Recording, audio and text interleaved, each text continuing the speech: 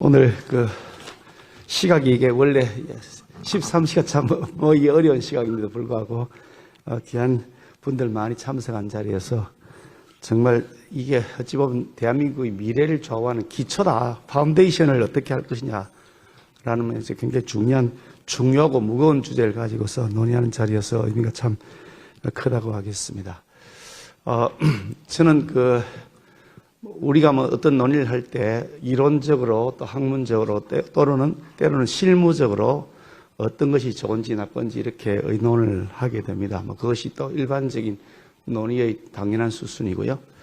그런데 저는 이 문제를 접근할 때 그런 학문적 혹은 이론적 혹은 실무적으로 접근하는 것이 아니라 저는 인간의 존재적인 측면에서 이 사안을 접근해야 된다고 생각합니다. 지금 무슨 뚱따지 같은 소리냐라고 하실 것 같은데요. 이 형사사법 체계가 잘못 구상되어지고 그것이 제대로 하더라도 잘못 운영되어질 때 생기는 문제는 인간을 파멸로 몰아가기 때문에 이건 인간의 존재에 관한 문제다.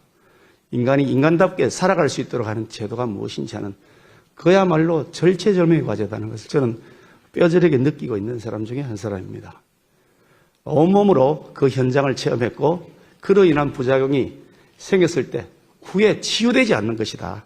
그것은 어떤 방법으로도 그 사람의 개인의 인생은 물론이고 그 주변에 있는 모든 가족과 친구 모든 사회관계를 다 파괴해버리기 때문에 그 인생 어느 누구도 보상해 줄 수 없는 그 어마어마한 피해가 생기는데 그 권력을 남용하고 자기 마음대로 운용했던 권력자들은 희희낙낙하면서 그런 일로 그만이면 그만이지 라고 하는 이런 사회가 된다면 그 사회에 어떻게 인간답게 살 수 있겠느냐.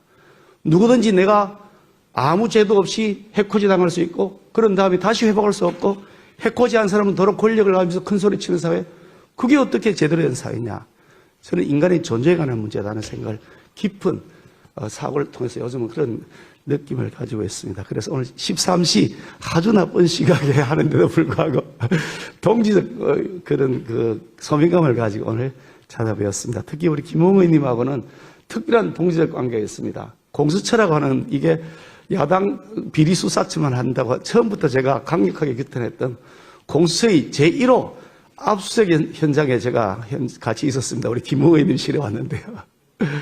얼토당토 않는 말도 안 되는 압수수색 영장, 그것도 불법 절차를 거쳐서 진행하는 것을 온몸으로 가로막고 거기서 하루 종일 그냥 밤을 꼬박 새우면서 우리 김 의원님과 함께 이의를 제기하고 결국 나중에 준항고를 통해서 불법 방실 수색이다, 압수수색이다라는 것이 되어서 압수수색 절차가 취소되기까지 했습니다만 세상에 공수처란 기구가 제1호 압수수색을 그것도 국회의원 사무실에 나오는데 그 절차가 위법이 돼서 취소가 되는, 법원에 취소가 되는 이런 몰삭심한 현장에서 같이 있었기 때문에 이게 어떻게 나라냐 그런 생각을 저는 하고 있습니다. 이게 이론적인 분들이야 다 최고의 전문가들이시니까 좋은 안들을 만들어내고 그 제도를 어떻게 사람의 아무리 자기가 거기에 개입한다 하더라도 그 툴이 제대로 작동될 수 할 수 있는 감시 체제가 무엇이냐에 대해서는 좋은 의견들을 주시는 대로 잘 반영해서 또 저도 법률가 출신이다 보니까 특별히 관심이 많은 분야입니다. 열심히 잘 뒷바라지해서 형사재판 절차도 말할 것 없지만 수사 절차에서도 인권이 보장되고 진실 규명에 있어서 최대한 실체적 진실 규명과 그리고 절차적 합법성 이것이 잘 유지될 수 있도록 하는 그런 제도를 고안하겠습니다만은 이 문제는 그냥 우리 학문적 관심의 대상이 아니라 인간을 존재 자체를 말살시킬 수 있는 중요한 문제에 대한 접근이다 그런 생각을 합니다.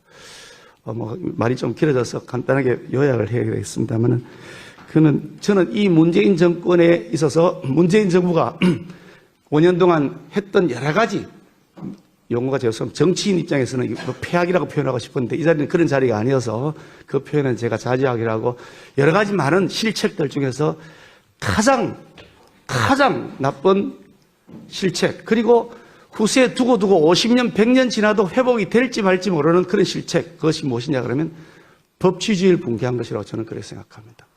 우리 사회의 신뢰자본 자체를 망가뜨려버렸다. 수사가 공정하게 진행되고 재판이 공정하게 진행되고 설사 그 결과가 만족스럽지 않다 하더라도 그 결과가 나오면 수용할 수 있는 그 신뢰자본.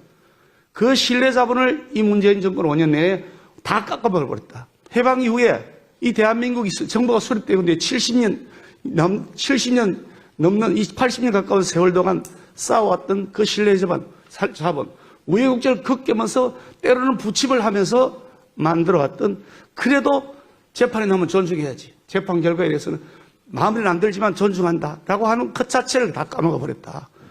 어떻게 기소한 것에 대해서 나는 인정 못한다 그런 것이 어디다 큰 소리치고 재판 결과가 엉터리라고 큰 소리치고 그것이 더 정당하게 인정되는 사회가 되었느냐. 이게 무슨 나라냐.